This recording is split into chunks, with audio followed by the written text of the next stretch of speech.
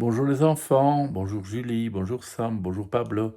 Je vous propose aujourd'hui une jolie histoire. L'humble tailleur de pierre. Il était une fois, il y a longtemps, loin d'ici, un banquier vaniteux et opulent. Il croyait posséder toutes les richesses, mais l'ennui l'accablait de tristesse. Il pouvait s'offrir tout ce qu'il voulait, mais une chose seulement le réconfortait.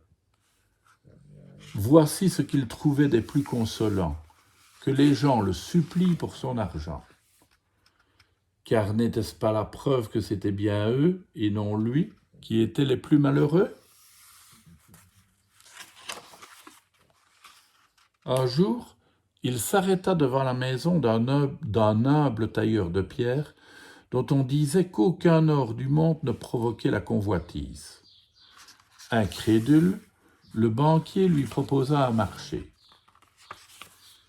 Il invita le tailleur de pierre à une fête majestueuse, où il lui promit la fortune en échange d'une simple sculpture.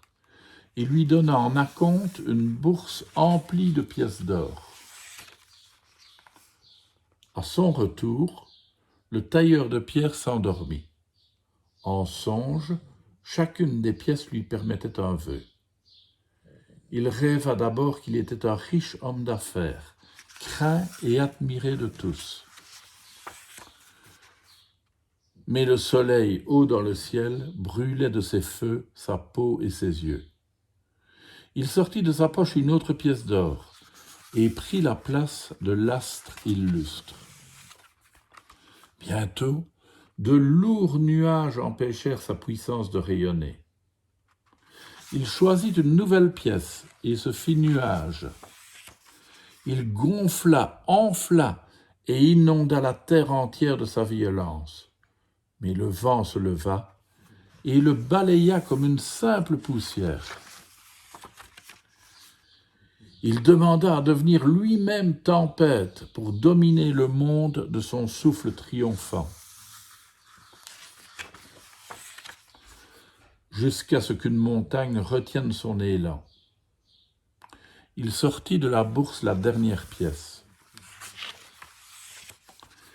Il se transforma en cet invincible géant de pierre. Alors il entendit résonner un petit bruit sec et répété qui le fendit de haut en bas. De son maillet, un humble tailleur de pierre brisait son grand corps impuissant. Le banquier apparut au réveil. Le tailleur de pierre lui donna sa réponse.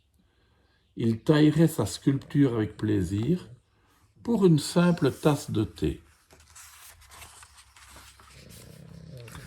Ne suis-je pas le plus fortuné, moi qui, de la main, peux fendre le rocher?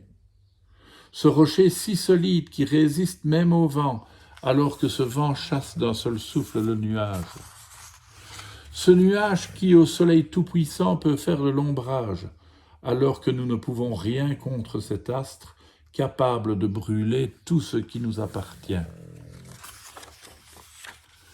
Donc, contre tout votre étincelant pouvoir, je n'échangerai pas mon très humble savoir. Et c'est ainsi qu'à la lumière de cette belle matinée, ils profitèrent d'un instant de vie privilégié, car si le banquier avait perdu son pari, il avait en échange gagné un inestimable ami. Comme quoi l'amitié vaut plus que l'argent. Vous êtes d'accord les enfants? À demain.